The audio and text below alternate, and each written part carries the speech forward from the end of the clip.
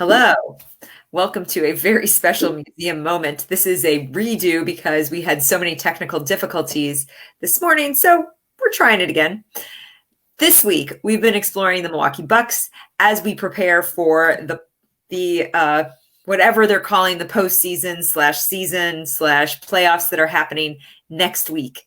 And so in looking at the kind of history of the Bucks, in our first session yesterday on Tuesday, we explored how the Bucks came to Milwaukee and kind of their early stages, the 1971 season. And we got to this guy, Jim Fitzgerald, who buys the Bucks, or buys the sports management group that buys the Bucks. And he takes over for Marvin Fishman and Wes Pavalon. And in doing so, he becomes the kind of owner. What I understand that happens is that that he and Bud Selig actually invest in a like pay-per-view style thing that is going to be the wave of the future for Milwaukee sports. It does not pan out, and then he decides to sell the Bucks, and he sells to Herb Kohl. And Herb had been interested in buying the Bucks before. And actually, so he's going to be kind of the centerpiece of our story today. And probably at some point we'll come back and do a Kohl family museum moment just because there's so much history here. But he had been interested in the 1960s in bringing a basketball team to Milwaukee, and had kind of, when he heard that Fishman was starting his work, had backed off and said, no, I'll let Fishman do this. And when it's looking like the Bucks might move out of town, he steps forward and buys the Bucks. And one of the big early challenges that he had is that there was a real sense there needed to be a new arena. At that point, the Bucks were still playing at, I think, and I'm joined today by Mitch Thunder Nellis, who is here to give his insight.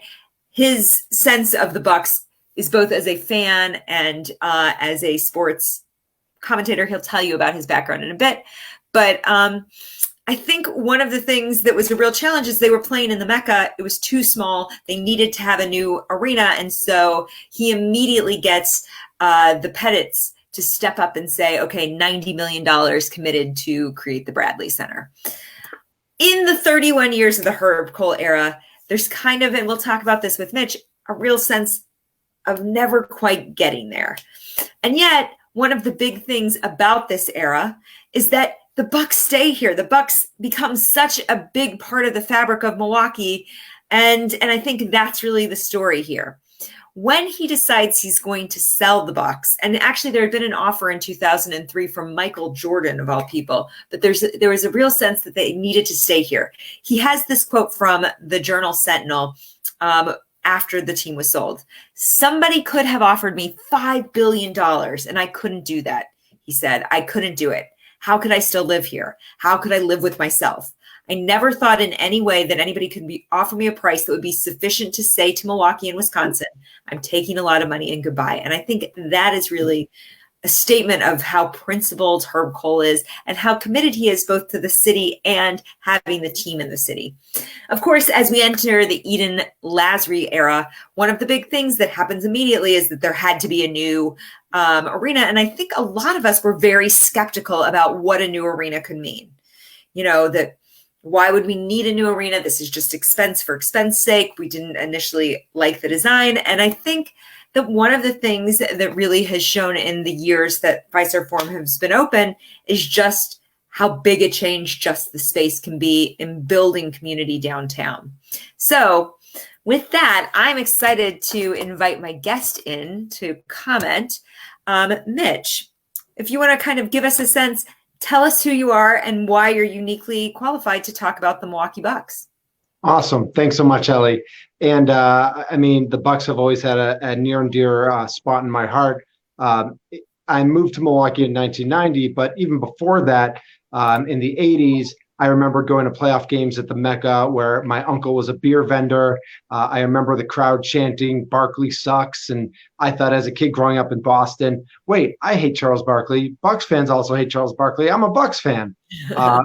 I moved to Milwaukee in 1990. I was a Bucks fan throughout. I remember going to opening nights. I remember going to playoff games. And then I was an original member of the Hoop Troop in 1997. I was a member of the Hoop Troop from 97 to 2001. I was there for the Eastern Conference Finals. I worked in the front office and group sales for a couple of years. And then a couple of years after that, I got involved in sports radio in Milwaukee. And so for 16 years, I was on the air, both at ESPN Milwaukee and at iHeartMedia Milwaukee, talking about the Bucks day in and day out. I think I talked about the Bucks more than most people talked about. There were some years there, some lean years that were tough to talk about the Bucks. But my love for basketball, the NBA, and the Bucks never waned. So I'm privileged to be here, and thanks so much for having me today. So as someone who was on the sidelines during the 1990s, what are the things that you can kind of tell us about those seasons, those years, and being, Ray Allen and all of these pieces, and how do they all come together? Sure. Well, you can't talk about the 1990s without talking about the color change and the color scheme and switching to purple. And purple's one of my favorite colors, but it wasn't. Yep, it wasn't roundly loved, and I think that's why the switch went back to getting away from purple. But you think about those purple years with Vin Baker, and then getting the number 1 overall pick and taking Glenn Big Dog Robinson, which everybody agreed he should have been the number 1 pick. But then you look at the history of the franchise, and Jason Kidd and Grant Hill were taken 2nd and 3rd, and they became Hall of Fame players. And Big Dog was a really, really good player, but he wasn't quite to that level in the pros. Ray Allen then came to the Bucks. He was a draft night trade with the Timberwolves for Stephon Marbury, and they're building that team. They get Sam Cassell, and they make a run to the conference finals. And it seems like everything's coming together. The struggles of the early 90s, the a la Abdul Nabi and Fred Roberts and Todd Day and Lee Mayberry and Eric Murdoch, guys hardcore Bucks fans know, but aren't common names in Milwaukee. They were leading the team, always trying to find pieces that never quite fit. It seemed like things were really coming together. And then the next year they bring in Anthony Mason. There's conflict between Herb Kohl and George Karl. They trade Ray Allen for Gary Payton and Desmond Mason. And Desmond Mason's a great guy, but Gary Payton wasn't the guy the Bucks needed. And it just kind of all spiraled again. Really in the early 2000s, all the way to 2014 when Edens and Lasry took over. You talked about Herb Kohl and his legacy, and I don't know enough politics to be dangerous, so I don't even know what his political legacy is, but I know his legacy in Milwaukee is that he kept the Bucks in Milwaukee. You were spot on with that quote. I mean, I remember when Michael Jordan and his buddies or his group or whatever wanted to buy the team, and the rumor was they were going to move it to Las Vegas, which they could have kept the name the Bucks, by the way, and just meant money instead of deer. But it just, there were rumors they'd move it to Vegas. There were rumors that Kansas City was going to make a big push. There were rumors years ago about Charlotte, about Seattle when the Sonics left. And Herb Kohl, to his credit, kept the Milwaukee Bucks in Milwaukee. He gets an A+. I mean, it's, to think about Milwaukee without the Bucks right now. Now, right now we don't have the Bucks because they're in Orlando. But, to not be able to experience this Giannis experience, Herb, so much of the credit goes to Herb Kohl. In thinking about that kind of transition to new ownership and then the kind of move, the kind of immediate push that there had to be a new arena and all of those things, kind of go back in time, because I think now we're all like, of course, Fiserv Forum, excellent, cool, yes, great investment. Remind us about kind of the rancor around that. Well, even before that, let's go back to the mid-'80s when Herb Kohl came in and they decided they needed a new arena to go from the Mecca to the Bradley Center.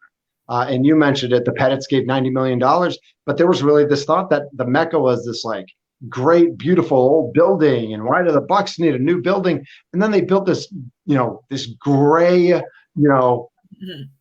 don't want to say monstrosity because I actually have a ton of great memories from the Bradley Center, but it very quickly became outdated. And so by the time Edens and Lasry came in, Herb Kohl knew that he wanted a new arena too, but weighing politics and team ownership, that's tough sometimes. And he did an amazing job balancing those two hats that he was wearing. But Edens and Lasry came in and they said, listen, we're buying this team. We need a new arena. And again, the generosity of Herb Kohl, who sells the team and still gives bajillions of dollars. 100 million, I believe, is the number. Yeah, I mean, bajillions. Um, and and this thought process that in 2014, this building that you put up in 87, it didn't fit anymore. It didn't work for the modern day NBA. So, Edens and Lasry, they put some money in. They had an amazing philanthropist, an amazing community member in Herb Kohl. They got, whatever through the government and all that sort of stuff. But you're right. At first, there's always questions. Why are we putting public money toward a stadium? We all remember the rancor about Miller Park and that they had to go back to vote, and they had to go back to vote. And, it was our thankfully, our one of our state senators from Racine, who was the deciding vote, a midnight vote. It wasn't as treacherous a path for Fiserv Forum, but there were questions about, is this really what Milwaukee should be spending its money on?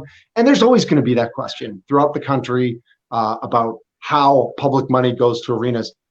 But fast forward, 5 years and 3 years that we've been in Fiserv Forum, it was obvious that the NBA in Milwaukee needed a new arena, that the Bucks needed a new arena. And it's just kind of like catching lightning in a bottle, or the perfect storm, that it happened to coincide with Giannis, and that all of a sudden this wasn't a 500 team. All of a sudden this was a team that was winning 60 plus games. In 65 games this year, they're 53-12. It's crazy. And so you're not only filling a new stadium because it's new, you're filling a new stadium because your team's really good. And so in year 2, it's sold out. In year 3, it's sold out. Next year, I assume, if we can all go to games again, and who knows what that's going to look like, it will be sold out when and if fans are allowed back to go to NBA games. So there's that initial moment of, should public money be going to this? But at the end of the day, to see how downtown Milwaukee, and it's so, it's frustrating that the DNC isn't going to be able to show off Milwaukee like it should have, that the Ryder Cup is postponed to 2021, that we're not hosting the NBA Finals in Milwaukee in June like we should have been. But it's such an opportunity still to show off the great things of Milwaukee and to highlight what the Bucks mean to the community. So as we're kind of wrapping up, what are you looking forward to seeing in Orlando as this team embarks on their quest of the moment? I mean, I want an NBA championship. I do, and I'm not scared to say that. I think the Bucks are the best team in the NBA. A lot of it's going to depend on who's healthy, and I don't just mean COVID-19 healthy, though that is a big deal. Eric Bledsoe just got to practice today. He missed the first couple of weeks because he's positive. He was positive. I don't think Pat Connaughton's there yet, and he's on his way. But they just tested all the players in the bubble and got 0 positive tests. So that's a good thing. And hopefully everybody can stay healthy coronavirus wise. But then you also look at, these guys have been working out, but they haven't played basketball since March 11th. And so you can lift weights and you can shoot hoops on your own, but it's different muscle groups. It's different. And so who's going to pull a hamstring? Who's going to get hurt? And who's going to make it? With that said, I think the Bucks have the best team in the NBA. I expect them to at least get through to the finals. It's going to look different. It's going to look like nothing we've ever seen before. They're playing in empty arenas. They're playing in, whatever crowd noise they pump in or music they pump in or however it looks like. We're all going to watch it, but it's going to look very different, like nothing we've ever seen before. But I just hope that things go the right way, because people have said, oh, does this season get an asterisk? I think it gets an asterisk for being even more incredible, because the Bucks should have had home court. They should have had home court for the NBA Finals, and instead they're playing on a neutral court with no fans. That's not an advantage. That's a disadvantage for them. So I'm excited to see what this new incarnation of finishing up this 2019-2020 season is going to look like. And I'm really hoping for NBA Finals against the Lakers, and I'm hoping for a championship. Well, there's nothing Mitch Nellis likes to say more than beat LA, beat LA. That is true. It's in my blood. So everyone, thank you for dropping by for this museum moment. Thanks for, if you have enjoyed this or any of our virtual programming, please feel free to go to jewishmuseummilwaukee.org, where you can make a small donation. Next week, we'll be looking at some famous Milwaukeeans, and we'll hope you'll join us for that. Thanks very much and have a great day.